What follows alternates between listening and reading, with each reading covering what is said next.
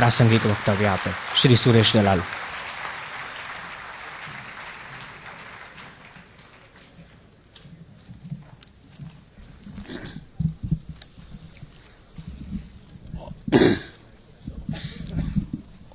Honorable Vice President of India, Shri Bhairav Singh Ji Shekhawat, માનનીય મુખ્યમંત્રી શ્રી નરેન્દ્રભાઈ મોદી.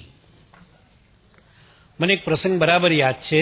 અમદાવાદમાં 10,000 માણસો હતા અને નરેન્દ્રભાઈનું કેળવે તે કેળવણી એ પુસ્તક બહાર પડ્યું.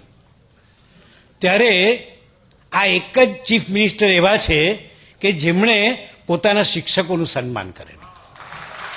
અને નવલ કિશોર શર્મા રાજ્યપાલે કહ્યું કે મેં હજી સુધી આવા કોઈ ચીફ મિનિસ્ટર નથી જોયા. અને ખૂબીની વાત એ હતી કે એક એક શિક્ષકને નામથી ઓળખતા હતા અને શિક્ષકો એમને ઓળખતા હતા એ નોટોરિયસ વિદ્યાર્થી નહોતા એટલા માટે. તો આ નરેન્દ્રભાઈ હમણાં બહુ સરસ વાત કરી. ગઈકાલે આખી રાત એ ગિરનારમાં હતા સિંહ સાથે, લાયન્સ ક્લબમાં નહોતા. હા, એ બહુ મોટી વાત છે. અને મને તમે માનશો નહીં, મને અમદાવાદથી ફોન આવ્યા કે અમારે આવવું તો છે પણ અમે કેવી રીતે આવીએ. મેં કહ્યું it is your choice, come by plane or come by train. એ લોકોને મારી પાસે ગાડી ભાડું જોઈતું હતું. એટલે નરેન્દ્રભાઈ કહ્યું તમારે એક જ જવાબ આપવાનો કે અમે પદયાત્રી તરીકે આવો તમે. હા, તો એ નરેન્દ્રભાઈમાં જે સેન્સ ઓફ હ્યુમર છે, ઓલવેઝ ઇઝ રાઇટ. અને એ નરેન્દ્રભાઈ જેમણે ઇમેજને ઇન્ફ્રાસ્ટ્રક્ચર આપીને, એટલે કે પાંખ આપીને ઉડવા માટે આકાશ આપ્યું, તે નવીનભાઈ દવે, મિત્ર ગોપાલ દવે, અંકિત ત્રિવેદી, કલાકાર મિત્રો અને મિત્રો. મને કોઈકે કહું હતું કે ઉપરાષ્ટ્રપતિ ગુજરાતી ભલે ના બોલતા હોય પણ સમજે તો ખરા જ છે. આમ પણ રાજસ્થાન અને ગુજરાત લગોલગ છે. રાજસ્થાન અને ગુજરાત મીરાને કારણે એકમેકમાં મર્જ છે અને એમાંથી તો ઈશ્વર ઇમર્જ થયા. આ મીરાને કારણે જ આ બધું થયું. અને આમ જો હળવી રીતે કહેવું હોય તો ગુજરાતમાં દાળ છે, રાજસ્થાનમાં દાલ બાટી છે. એ રાજસ્થાનના તેઓ શ્રી ચીફ મિનિસ્ટર હતા અને he has a clean, spotless political life since last 50 years. And spotless life એનો અર્થ એટલો જ, મીરાની પંક્તિમાં દૂજો ડાઘ ન લાગે કોઈ. આંખ આ ધન્ય છે, કાવ્ય સંગ્રહનું નામ. કાન પણ ધન્ય છે.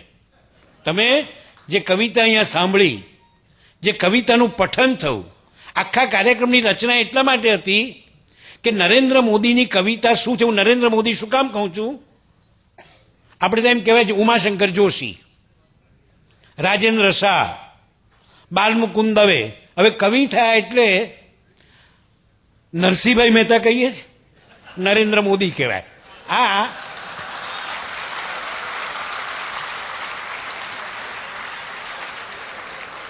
તો આંખ આ ધન્ય છે.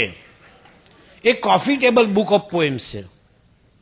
ઘણા લોકો પેટ ચોળીને સૂળ ઊભી કરે છે, કાંઈ કારણ નથી. એ કે ભાઈ આ બહુ મોંઘો કાવ્ય સંગ્રહ છે.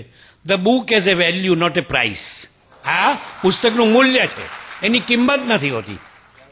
એ કિંમત જે રૂપિયાના પાઈમાં ગણતા હોય, પણ જે લોકો ચેકબુક સિવાય કોઈ બુક જોઈ જ ન હોય એને ખબર શું પડે કે બુક એટલે શું.